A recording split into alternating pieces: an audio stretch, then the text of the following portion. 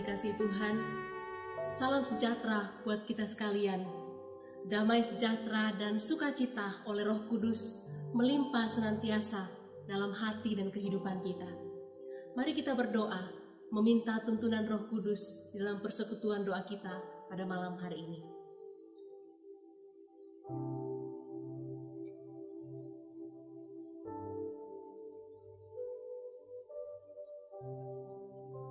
Bapa di surga, kami bersyukur untuk anugerah Tuhan dalam kehidupan kami.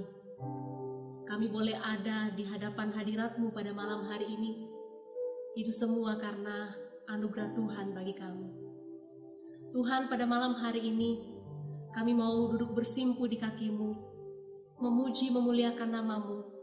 Kami mau berdoa bersama-sama, dan kami mau menikmati firman-Mu. Tuhan, Engkau berkati setiap kami, dimanapun saja kami berada hari ini, kami boleh menikmati hadirat-Mu. Berkati persekutuan doa kami pada malam hari ini, Bapa. Di dalam nama Tuhan Yesus, kami berdoa. Amin. Pemazmur pernah berkata, kiranya bangsa-bangsa bersyukur kepadamu, ya Allah. Kiranya bangsa-bangsa semuanya bersyukur kepadamu. Segala bangsa yang Kau jadikan akan datang sujud menyembah di hadapan-Mu, ya Tuhan, dan akan memuliakan nama-Mu. Haleluya bagi anak domba.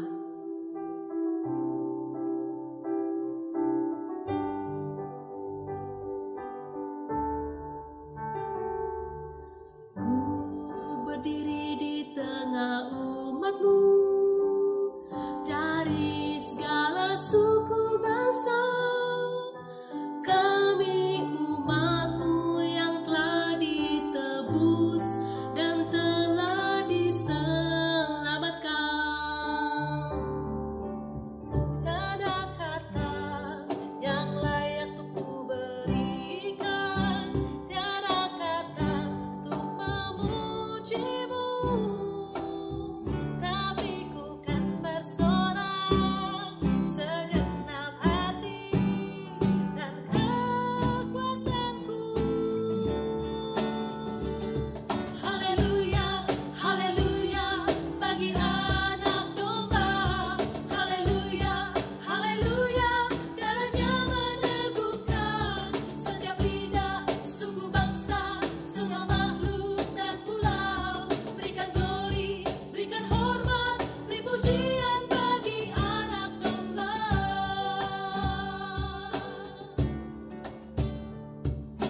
Ku berdiri di tengah umat-Mu, dari segala suku bangsa, kami umat-Mu yang telah ditebus dan telah diselamatkan. Tiada kata yang layak untuk berikan, tiada kata untuk memuji-Mu, tapi ku kan bersorak segenap hati dan kekuatanku. Haleluya, haleluya bagi anak domba. Haleluya, haleluya, darahnya meneguhkan setiap lidah, suku, bangsa, semua makhluk dan pulau. Berikan glory, berikan hormat, beri pujian bagi anak domba. Haleluya, haleluya bagi anak domba. Haleluya, haleluya, darahnya meneguhkan setiap lidah, suku, bangsa, semua makhluk dan pulau. Berikan glory, berikan hormat, beri pujian bagi anak domba. Beri pujian bagi anak domba. Beri pujian bagi anak domba. Bapak Ibu yang dikasihi Tuhan, kita rindu agar anugerah keselamatan juga dialami oleh seluruh anggota keluarga Jemaat GKK Kebayoran Baru. Mari kita bersama-sama mendoakan setiap keluarga jemaat, salah satu anggota keluarga mereka yang belum percaya kepada Tuhan, doakan agar hati mereka terbuka untuk Injil. Ada kesempatan bagi mereka untuk mengenal Tuhan Yesus. Jika mungkin ada alasan tertentu yang membuat mereka belum bisa percaya, kiranya Roh Kudus menuntun mereka. Mari kita buka suara, kita berdoa untuk pokok doa ini. Bapa di surga, kami rindu seluruh umat-Mu, seluruh keluarga jemaat boleh percaya kepada Tuhan. Tuhan, kami tahu banyak dari keluarga jemaat yang belum percaya kepada Tuhan. Mungkin orang tua mereka, pasangan mereka, anak mereka, ataupun ada kerabat. Kami berdoa ya Tuhan, biarlah keselamatan juga mereka boleh terima di dalam Tuhan Yesus. Kami berdoa ya Tuhan, biarlah mereka memiliki kerendahan hati untuk terbuka bagi Injil. Jika ada halangan bagi mereka untuk menerima Engkau sebagai Tuhan dan Juru Selamat mereka, kiranya Tuhan menolong, kiranya Roh Kudus-Mu menuntun mereka Tuhan, dan mereka boleh berjumpa dengan Tuhan, berjumpa dengan kebenaran itu. Terima kasih Tuhan, kami rindu setiap mereka mengenal Engkau. Di dalam nama Tuhan Yesus kami berdoa. Amin. Yang kedua, mari kita berdoa agar kehadiran setiap jemaat di tengah keluarga mereka, di tengah orang-orang yang belum percaya, boleh menjadi kesaksian yang menyatakan kasih Kristus. Doakan agar hidup mereka, karakter mereka adalah Injil yang terbuka, dan setiap keluarga yang belum percaya atau orang-orang yang belum percaya yang melihatnya menerima Tuhan sebagai Tuhan dan Juru Selamat mereka. Mari kita berdoa. Bapa di surga, berkati setiap jemaat-Mu, setiap kami ketika kami memiliki anggota keluarga atau berada di tempat di mana banyak orang yang belum percaya kepada Tuhan. Tuhan, Engkau berkati kehadiran kami, pakai kasih kami, kehidupan kami menjadi Injil yang terbuka, dan di dalamnya mereka boleh menyaksikan kasih Kristus, menemukan Kristus itu. Tuhan, kami berdoa, biarlah keberadaan jemaat-Mu di tengah-tengah keluarga mereka, bagi orang-orang yang belum percaya di sekeliling mereka, menjadi terang dan garam, menyatakan kasih Kristus. Terima kasih Tuhan. Mungkin butuh waktu yang lama, mungkin butuh perjuangan bagi setiap jemaat untuk hadir di tengah-tengah keluarga yang belum percaya. Tuhan berikan semangat, Tuhan berikan kekuatan, biar doa-doa mereka, kehadiran mereka boleh menjadi terang bagi keluarga mereka yang belum percaya. Terima kasih Bapa, di dalam nama Tuhan Yesus kami berdoa. Amin.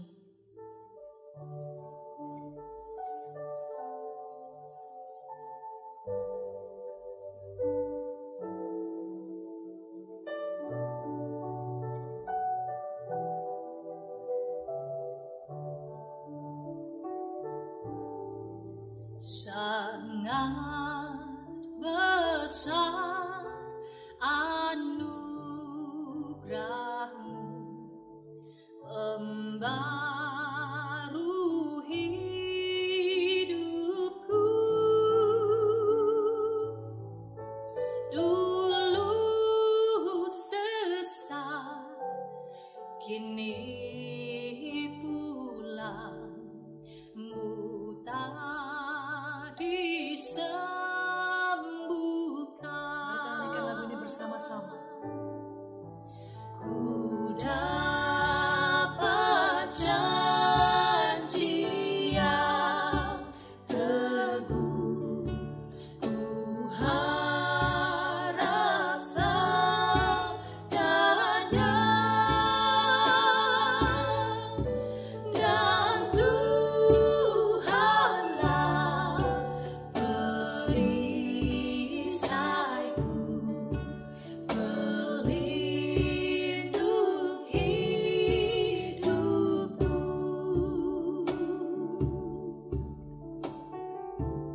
Kami adalah orang-orang yang dulunya terhilang, tetapi Tuhan temukan. Kami dulu adalah orang yang buta, namun Tuhan celikan.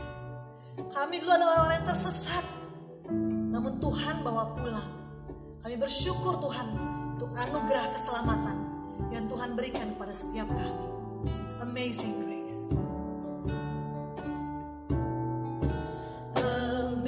Amazing grace, how sweet the sound that saved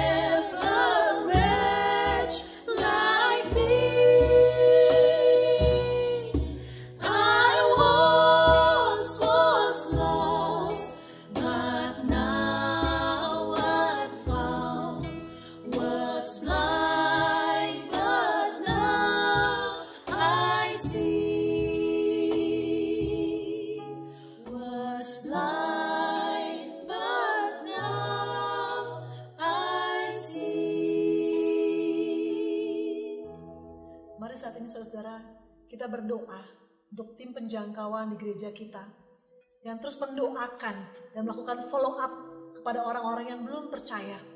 Kiranya Tuhan pakai tim ini dalam anugerahnya. Mari kita doakan agar Tuhan berikan hikmat, berikan kemampuan kepada mereka untuk menemukan cara-cara yang kreatif, cara-cara yang dapat dilakukan untuk memberitakan Injil.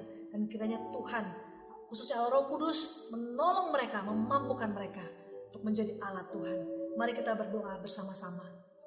Ya Tuhan, kami berdoa ya Tuhan. Kiranya Tuhan tolong khususnya tim penjangkauan di gereja ini ya Tuhan, yang terus mendoakan, yang terus menjangkau orang-orang yang belum percaya. Tuhan pakai ya Tuhan. Kiranya Tuhan yang berikan hikmat, kemampuan, ide dan kreativitas untuk menjangkau mereka. Tuhan yang pimpin mereka semua ya Tuhan. Dan biarlah Roh Kudus, Engkau mampukan, Engkau berikan keberanian ya Tuhan untuk dapat memberitakan Injil Tuhan dengan penuh keyakinan ya Tuhan. Karena Injil adalah kekuatan Allah, penuh dengan kuasa. Terima kasih ya Tuhan, terima kasih. Di dalam nama Tuhan Yesus kami berdoa dan mengucap syukur. Amin. Kemudian kita mau berdoa bersama-sama. Khususnya bulan ini adalah bulan pekabaran Injil, bulan misi di GKI Kebayoran Baru. Kita berdoa agar setiap firman Tuhan yang taburkan khusus dalam minggu-minggu ini, biar menjadi kesempatan untuk jiwa-jiwa mendengarkan Injil. Dan iman jemaat Tuhan juga dibangkitkan, dibawa untuk memberitakan Injil. Kita berdoa khususnya untuk 2 minggu terakhir nanti akan merupakan KKR. Biar Tuhan yang mampukan hamba-hambanya akan menyampaikan firman Tuhan. Pendeta Petrus dan juga GI Castelia yang akan memberitakan firman Tuhan. Tuhan pakai. Dan kiranya Tuhan yang menyentuh, menggelisahkan hati orang-orang yang mendengarkan firman Tuhan agar mereka sungguh-sungguh bertemu dengan Tuhan. Mari kita berdoa bersama-sama. Pada surga kami berdoa ya Tuhan, untuk bulan misi, bulan pekabaran Injil ini pakai Tuhan. Dalam setiap pemberitaan firman Tuhan disampaikan, menggerakkan Tuhan umat-Mu untuk memberitakan Injil. Dan khususnya untuk minggu KKR nanti ya Tuhan, 2 minggu terakhir. Tuhan biarlah kiranya dipakai ini Tuhan, media untuk menjadi jangkauan bagi jiwa-jiwa yang belum mengenal Tuhan. Berdoa untuk Pendeta Petrus dan juga untuk GKI Castelia yang akan menyampaikan firman Tuhan. Tuhan tolong pakai mereka, persiapkan mereka ya Tuhan. Biarlah hanya firman Tuhan yang diberitakan, menggugah hati setiap orang yang mendengar, digelisahkan hatinya untuk melihat Engkau. Biarlah Roh Kudus, biarlah Engkau yang menyentuh hati setiap umat-Mu ya Tuhan. Terima kasih ya Tuhan. Di dalam nama Tuhan Yesus kami berdoa dan mengucap syukur. Amin.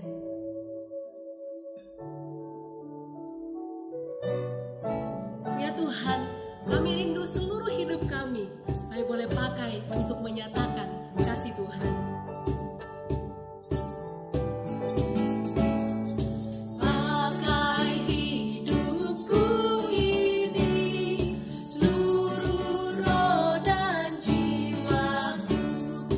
Pakai tanganku ini, hatiku digerakkan kasih-Mu.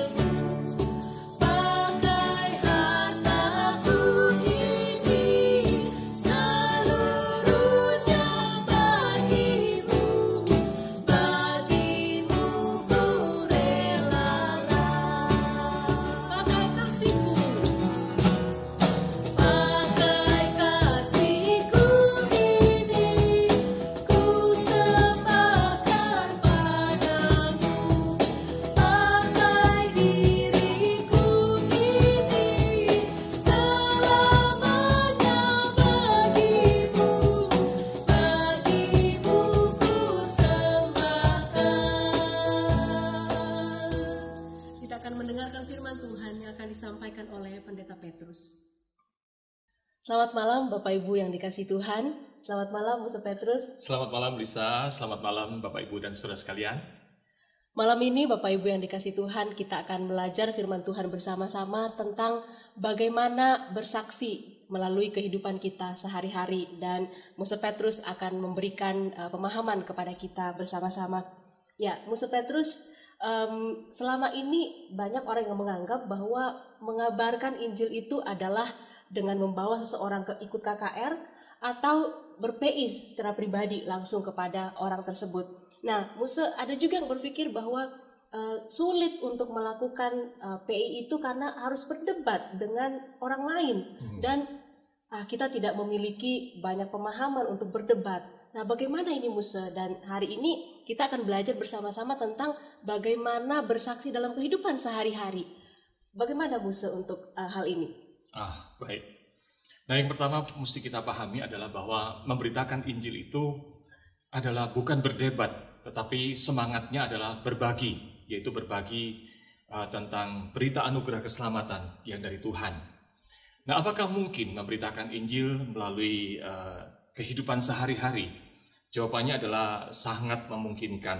Mari kita baca firman Tuhan dari 1 Petrus 2 ayat yang ke-12. 1 Petrus 2 ayat yang ke-12 firman Tuhan berkata begini, "Milikilah cara hidup yang baik di tengah-tengah bangsa-bangsa bukan Yahudi, supaya apabila mereka memfitnah kamu sebagai orang durjana, mereka dapat melihatnya dari perbuatan-perbuatanmu yang baik dan memuliakan Allah pada hari Ia melawat mereka."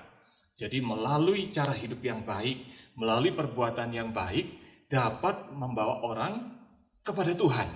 Nah, kalau kita lihat bahkan di dalam 1 Petrus 3 ayat 1 dan ayat 2 lebih jelas lagi. Di sini dikatakan, "Demikian juga kamu hai istri-istri, tunduklah kepada suamimu, supaya jika ada di antara mereka yang tidak taat kepada firman, mereka juga tanpa perkataan dimenangkan oleh kelakuan istrinya."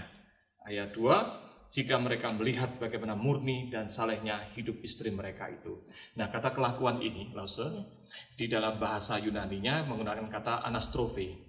Sama seperti tadi yang dikatakan tentang cara hidup yang baik itu, yaitu bicara tentang tata krama kehidupan. Jadi sangat memungkinkan bahwa bahkan seorang istri pun bisa membawa suaminya yang belum mengenal Tuhan. Nah, saya pernah membaca satu buku dikarang oleh Andrew Kirk, yaitu menuliskan buku What is Mission. Nah, dia berkata begini, dari hasil survei, dari hasil research, memang begitu banyak orang itu mengenal Tuhan, menerima Tuhan sebagai juru selamat pribadinya melalui kesaksian kehidupan sehari-hari dari orang yang dikenal. Jadi Andrew berkata begini, melalui kehidupan yang seperti itu, orang jadi dibujuk untuk berhenti, melihat, dan kemudian mendengar. Bukan melalui perkataan, tapi melalui apa yang dilakukan oleh kehidupan kita. Memang akibatnya seluruh hidup kita itu jadi seperti disorot oleh kaca pembesar. Dilihat bagian hidup kita, dan dari situ orang menemukan hal yang dapat membawa mereka kepada Tuhan. Baik Musa, tetapi Musa, saya berpikir begini Musa, kalau penginjilan secara verbal, ketemu orang ya sekali itu saja dan dalam waktu tertentu, sepertinya bisa Musa gitu.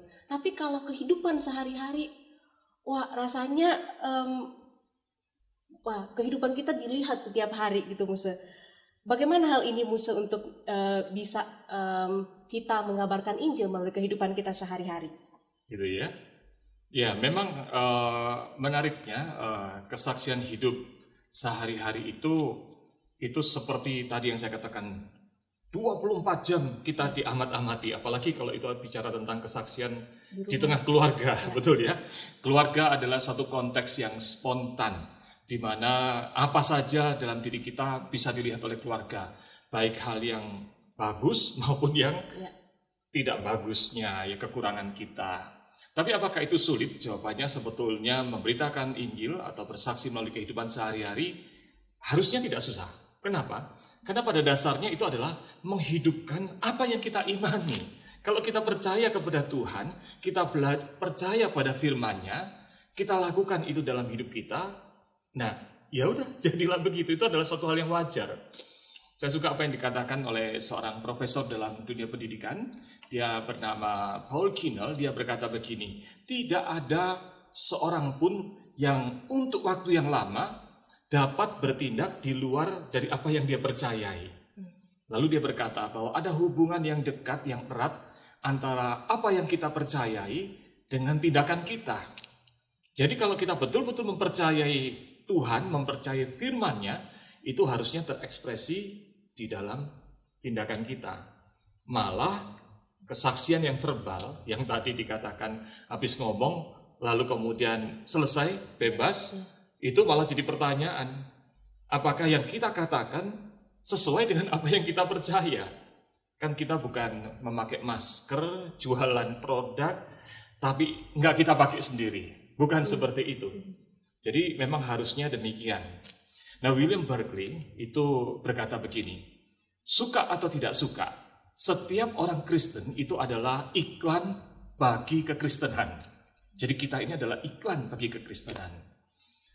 Melalui kehidupannya, seseorang dapat membuat orang lain memuji kekristenan. Memuji iman Kristen. Oh, Kristen itu begitu ya, baik ya, saya suka.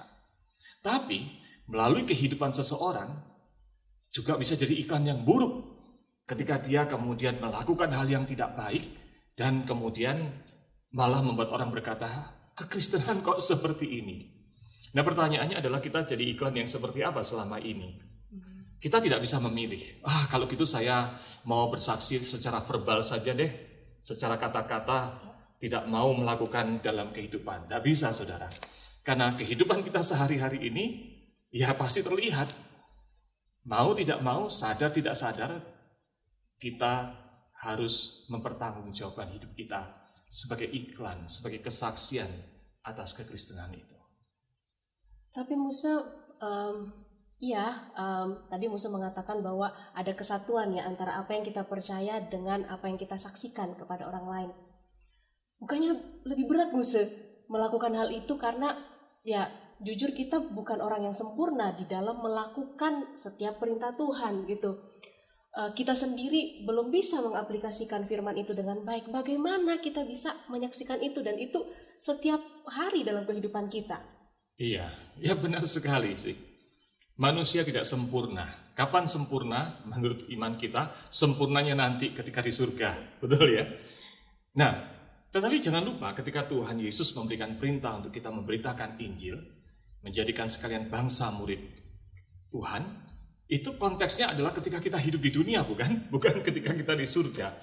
Artinya masih dalam keadaan kita yang terus sedang menuju kepada penyempurnaan dari Tuhan, kita pun diberikan kesempatan, perintah untuk memberitakan Injil. Artinya itu dimungkinkan. Nah, hal ini yang penting, menjadi poin yang penting saya rasa dalam pertemuan kita ini. Prinsip pertama yaitu bahwa bersaksi bukanlah memamerkan kesempurnaan kita. Bukan. Kalau mau memamerkan kesempurnaan kita, ya nggak akan pernah ada selama kita di dunia. Tetapi bersaksi itu adalah mengajak orang untuk melihat kesempurnaan Tuhan. Tuhan kita adalah Tuhan yang sempurna, Tuhan yang maha mulia. Itulah sebabnya maka bersaksi itu adalah mengajak orang kemudian melihat kepada Tuhan yang sempurna dan mulia. Makanya kalau kita lihat dalam ayat yang singkat ini, 1 Petrus 2 ayat 12 ini menarik.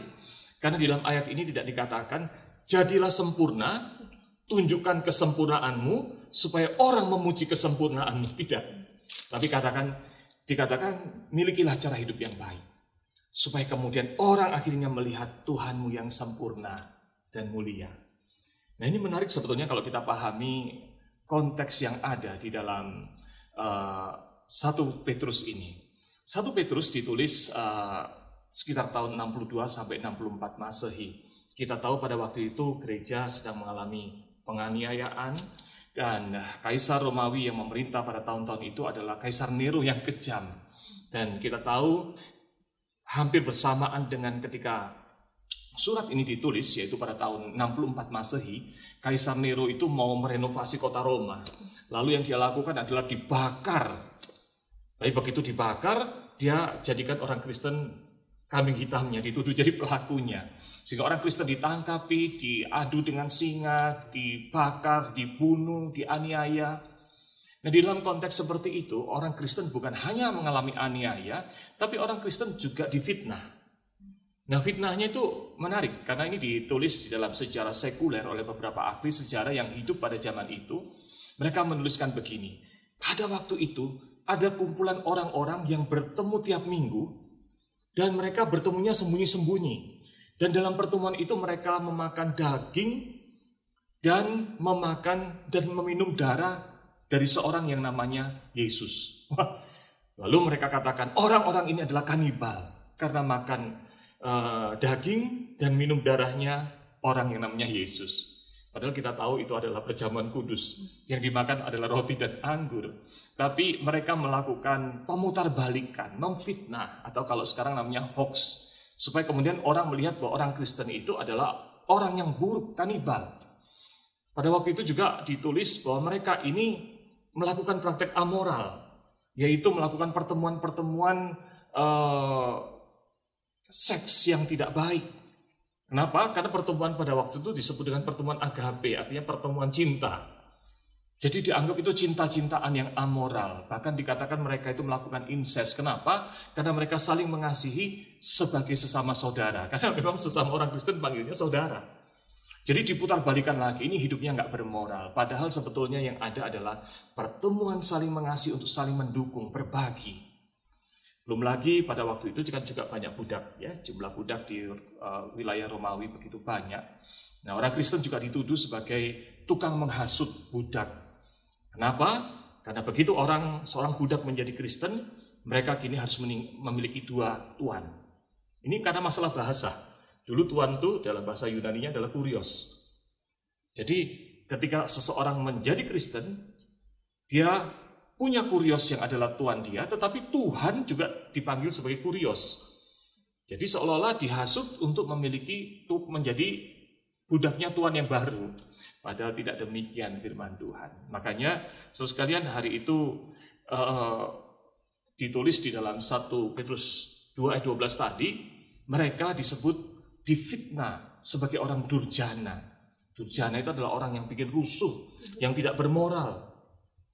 Nah, tetapi di dalam konteks itulah surat Petrus ini di dalam ayat 12 itu dikatakan milikilah cara hidup yang baik. Maksudnya apa? Cara hidup itu adalah anastrofe, perilaku, tingkah laku, tata krama yang baik.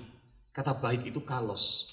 Kalos itu artinya indah, excellent, artinya mulia, dan juga berarti morally good, secara moral baik. Hindari fitnahan itu dengan tunjukkan bahwa kita ini adalah orang-orang yang bermoral, bernilai, melakukan hal-hal yang memuliakan Tuhan. Kenapa? Karena Tuhan kita Tuhan yang mulia. Lalu dikatakan, lakukanlah perbuatan baik. Kata perbuatan di sini adalah dalam bahasa Yunani-nya menggunakan kata ergon. Ergon itu adalah pekerjaan produktif. Kata baik itu adalah kalos. Pekerjaan produktif yang indah, yang bermutu. Artinya ayat ini mengandung pesan. Bukan nasihat supaya menjadi orang sempurna, di mana kesempurnaan itu selama di dunia adalah bahagian yang terus kita kejar sampai pada waktunya kita di surga. Tetapi ayat ini memberikan nasihat.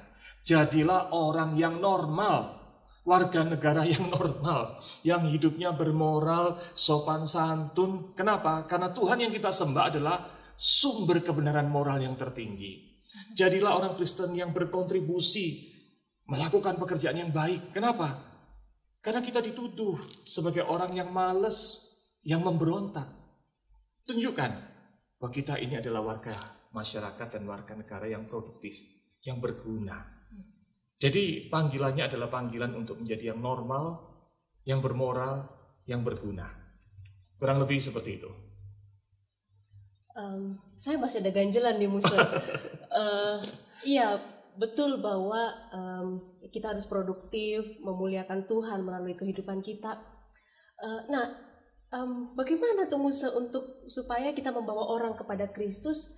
Karena pasti akan selalu ada saja gagalnya kita untuk melakukan firman Tuhan itu. Kita sendiri juga struggle dengan diri kita, bagaimana menjadi lebih baik, bisa produktif, dan bagaimana itu kemudian membawa orang kepada Kristus. Bagaimana, Musa? Oke. Manusia masih bisa gagal, begitu ya? Iya, Musa. Nah, memang benar. Di dalam prinsip iman Kristen adalah bahwa ketika seseorang berdosa, maka dia tidak dapat tidak selalu berbuat dosa. Tetapi ketika seseorang ditebus oleh Kristus, maka seseorang itu dilepaskan dari statusnya sebagai orang berdosa dan bisa untuk melakukan pekerjaan tanpa dosa. Bisa tidak berdosa. Namun memang kita ini sudah lama tinggal di dalam dosa. Sehingga ada kebiasaan-kebiasaan dosa yang mungkin masih gandolin. Apa itu gandolin? Itu megangin kita. Kita masih terbiasa di situ. Sehingga akhirnya walaupun kita itu bisa tidak berdosa, tapi kita itu bisa juga masih jatuh ke dalam kegagalan, ya, perbuatan dosa. Statusnya tetap menjadi status orang yang tidak berdosa karena sudah diselamatkan, tapi masih bisa jatuh ke dalam perbuatan-perbuatan dosa, gagal. Nah, oleh sebab itu, hal yang penting yang kedua yang harus kita ingat malam hari ini, bersaksi itu bukanlah untuk menyatakan bahwa kita adalah orang yang tanpa kegagalan. Jadi kalau kita itu bersaksi artinya tunggu kita nggak gagal baru kita bersaksi. Tujuannya apa? Menunjukin bahwa kita nggak gagal. Orang yang tanpa kegagalan. Ya, bukan seperti itu. Bersaksi itu bukan untuk menunjukkan bahwa kita adalah orang yang tidak gagal atau tanpa kegagalan. Tetapi bersaksi itu adalah untuk menyatakan bahwa di dalam kegagalan kita ada Tuhan yang tidak pernah gagal di dalam mengasihi. Tuhan yang tidak pernah gagal di dalam mengampuni. Dan Tuhan yang tidak pernah gagal oleh kegagalan kita. Ketika dia memulihkan, kita gagal, dia akan terus memulihkan, menolong kita.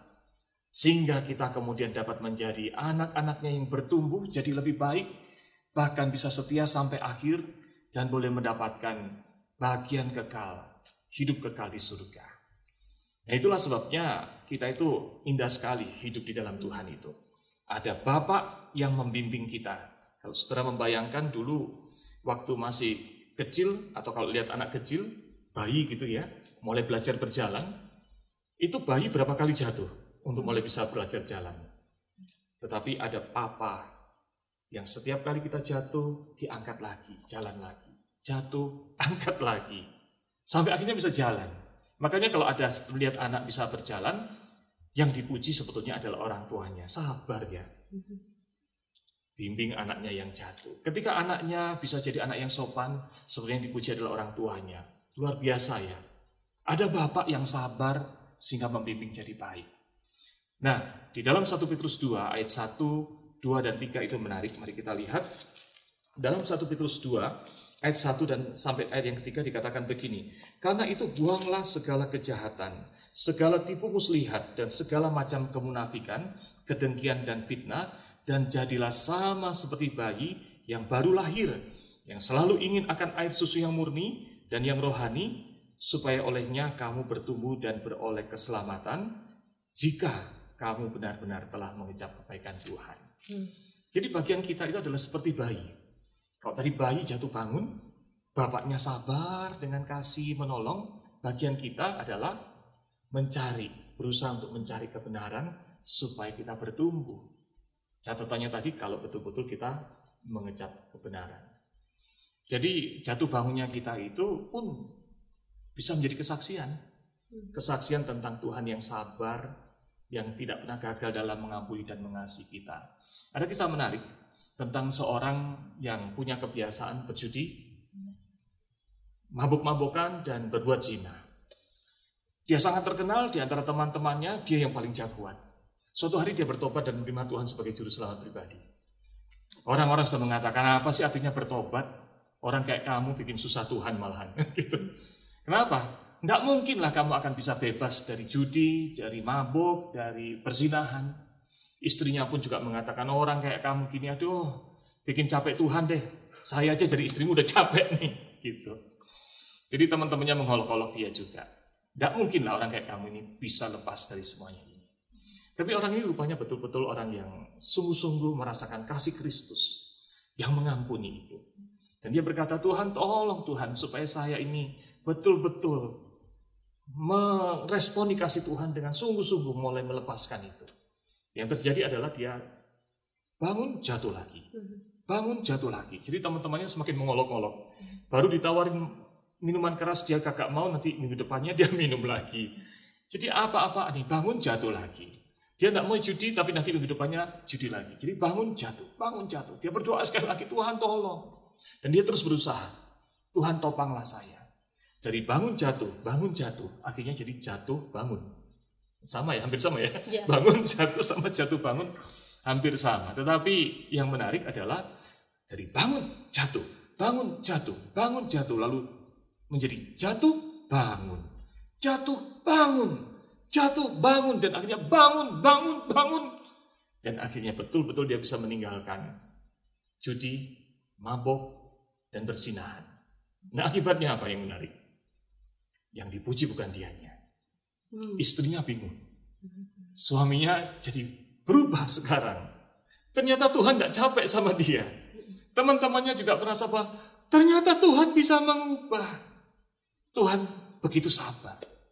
Dan akhirnya beberapa temannya, juga istri dan anggota keluarganya, menerima Tuhan sebagai juru selamat pribadi. Jadi justru kegagalan itu datang kepada Tuhan, akhirnya orang melihat Tuhan yang sabar, yang mau mengampuni, Tuhan yang tidak pernah gagal dalam mengasihi. Ya, Musa, jadi penghiburan, seperti penghiburan di mana kita yang struggle dengan jatuh bangun kita, ternyata ya itu bisa menjadi kesaksian bagi orang. Dan mungkin Musa, kalau saya bisa menyimpulkan bahwa progres atau proses hidup kita ini bertumbuh membawa orang untuk melihat Tuhan, bukan kitanya yang gagal. Betul. Tapi melihat Tuhannya. Ya, Musa, satu hal lagi nih yang saya ingin bertanya kepada Musa. Bagaimana dengan misalnya seseorang gitu yang ya bukan hanya bergumul dengan jatuh bangun dalam kehidupan, tapi misalnya kehidupan yang sederhana, yang merasa tidak ada sesuatu yang bisa dibanggakan dari hidup saya. Mungkin kondisi miskin dan lain sebagainya.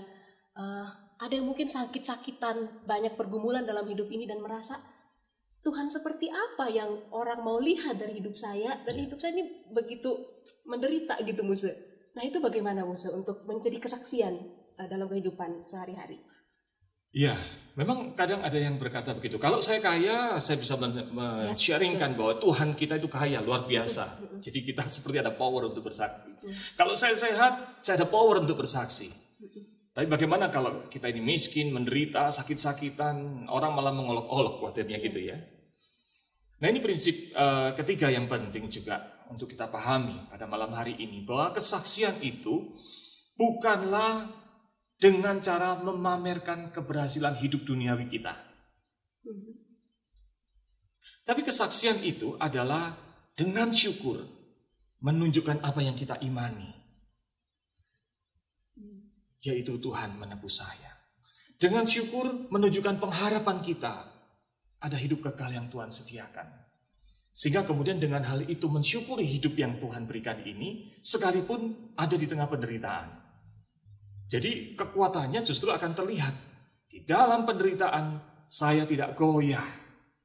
Itulah yang sebenarnya juga terjadi di dalam jemaat di penerima surat 1 Petrus ini. Kalau kita lihat di dalam ayat ke-19, di dalam ayat 19, 20, 21, dikatakan begini, sebab kasih adalah kasih karunia jika seorang karena sadar akan kehendak Allah menanggung penderitaan yang tidak harus ia tanggung. Berarti menderita mereka ini.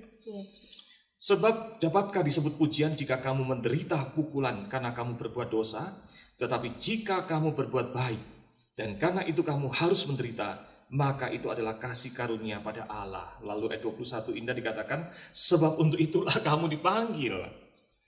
Karena Kristus pun telah menderita untuk kamu dan telah meninggalkan teladan bagimu supaya kamu mengikuti jejaknya. Jadi penderitaan bukan penghalangan. Ya, pada waktu itu mereka bukan hanya ditekan, mereka juga akibatnya tidak bisa kerja dengan baik. Jadi miskin juga mereka, si orang Kristen mula-mula. Tetapi justru dalam segala kesulitan mereka menaruh pengharapan kepada Tuhan, orang melihat pengharapan itu dan jadi percaya. Ada cerita tentang dua orang wanita yang bersahabat sejak kecil. Yang satu, wanita pertama ini adalah selalu sukses dalam studinya, sukses dari kecil, lalu dia jadi wanita karir yang sukses juga. Dan dia mengejar kesuksesan itu salah satunya juga karena dia takut gagal. Dia nggak pernah gagal, dan dia ngeri sedih melihat orang yang gagal. Jadi semakin dia mengejar karir, semakin sukses, tapi ada yang dikorbankan. Yang dikorbankan adalah keluarganya berantakan, sehingga akhirnya dia sedih, bahkan hampir bunuh diri. Nah, tapi pada waktu itu dia kemudian teringat sahabat dia.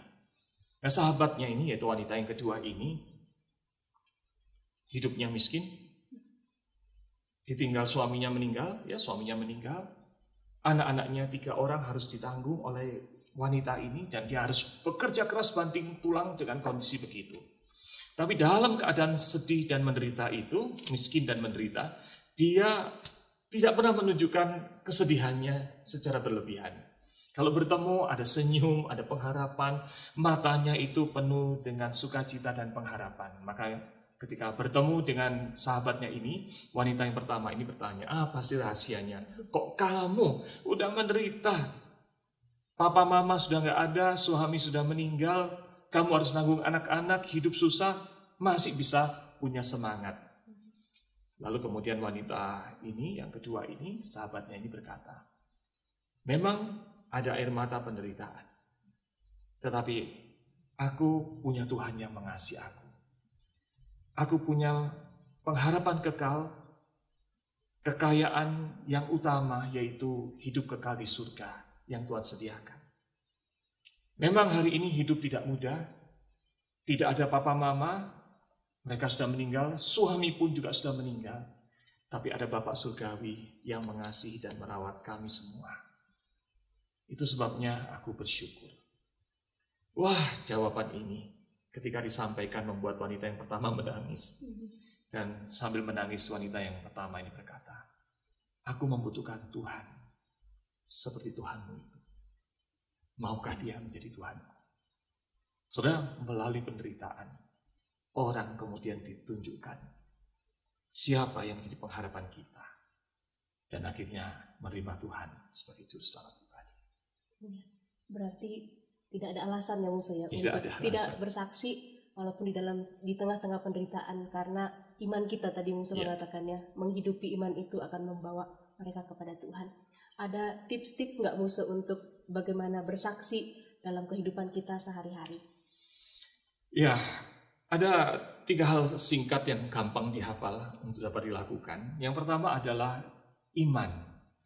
Jadi I atau iman, selaraskan hidup kita dengan apa yang kita imani. Kita ini orang yang berdosa yang telah diampuni, yang telah dibebaskan dari dosa. Itu adalah iman kita di dalam Kristus. Oleh sebab itu, mari tunjukkan kesungguhan kita dalam hidup sehari-hari untuk meninggalkan dosa kita. Memang jatuh bangun, tetapi ketika kita menyatakan bahwa itu dosa dan saya mau tinggalkan, karena kita sudah ada Sang Penebus, maka itu menjadi kesaksian. Yang kedua adalah P, yaitu pengharapan. Jadi iman, pengharapan. K-nya udah ketahuan ya, K-nya adalah kasih. Ya. Nah, pengharapan itu apa? Pengharapan itu adalah tunjukkan apa sih pengharapan kita, bahwa karena pengampunan dosa telah kita terima, ada hidup kekal. Nah, pengharapan ini diekspresikan dalam apa? Dalam sukacita, syukur, menghadapi hidup sehari-hari, walaupun kadang ada penderitaan, apalagi saat COVID-19 seperti ini. Pengharapan kita yang kuat itu membuat kita tetap bisa semangat mensyukuri. Maka orang akan melihat itu sebagai, wah, siapa yang menjadi kekuatan di dalam hidupmu ini.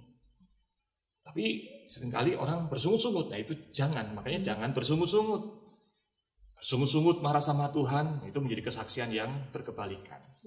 Bersungut-sungut, menjelek-jelekan Tuhan, menjelek-jelekan gereja, menjelekkan orang Kristen, Anda sampaikan itu malah menjadi kontra. Karena tadi William Barclay mengatakan, bisa jadi iklan yang baik, tapi bisa jadi iklan yang buruk. Jadi bersyukurlah dengan keadaan saudara sebagai anak Tuhan. Yang ketiga adalah kasih. Selaraskan hidup kita dengan kasih Kristus itu untuk berbagi kasih kepada orang lain. Sehingga pada waktunya kita menjadi teman yang baik dan kita bisa menginvestasikan kebaikan itu untuk membawa mereka mengenal Tuhan. Seperti khotbah hari Minggu kemarin, ya, dari Pak Peter Pindardi. Itu tipsnya. Baik Musa, terima kasih. Begitu indah ya kehidupan kita sebagai orang yang sudah ditebus oleh Tuhan, mendapatkan karya keselamatan itu, dan melalui kehidupan kita, pergumulan hidup kita, proses hidup kita dapat membawa orang untuk mengenal Kristus, menjadi kesaksian bagi orang lain. Jadi tidak ada alasan bagi kita untuk tidak bersaksi dalam kehidupan kita sehari-hari. Benar sekali. Ya. Bapak Ibu yang dikasih Tuhan, kita bersyukur hari ini untuk firman Tuhan yang bisa kita pikirkan bersama-sama, dan biarlah kita terus bersemangat untuk menjalani kehidupan kita sehari-hari, dan itu dapat menjadi kesaksian yang hidup, membawa banyak orang, mungkin di keluarga kita, teman dekat kita, membawa mereka kepada Kristus. Terima kasih Musa Petrus. Sama-sama. Kami memohon kesediaan Musa untuk menutup kita dalam persekutuan ini. Ya. Mari kita berdoa bersama. Bapa kami dalam surga, terima kasih untuk kasih setia Tuhan yang besar buat kami. Kami telah mengalami anugerah Tuhan yang besar. Kami rindu ya Tuhan, anugerah keselamatan yang telah kami terima. Boleh kami teruskan berita ini kepada orang-orang di sekitar kami, baik melalui perkataan kami, mengajak mereka datang kebaktian, melalui apa saja yang dapat kami lakukan, dan terutama melalui kesaksian kehidupan kami sehari-hari. Tuhan, tolonglah kami. Kami bukan orang yang sempurna, kami masih sering jatuh ke dalam kegagalan. Tetapi dengan topangan kasih Tuhan, buatlah ya Tuhan, hidup kami boleh menjadi alat Tuhan, membawa orang datang mengalami Tuhan, mempercayakan hidupnya kepada Tuhan dan menerima keselamatan dalam Tuhan. Dengarlah doa kami Tuhan, di dalam nama Tuhan Yesus kami berdoa. Amin. Demikian persekutuan doa kita malam hari ini. Tuhan Yesus memberkati.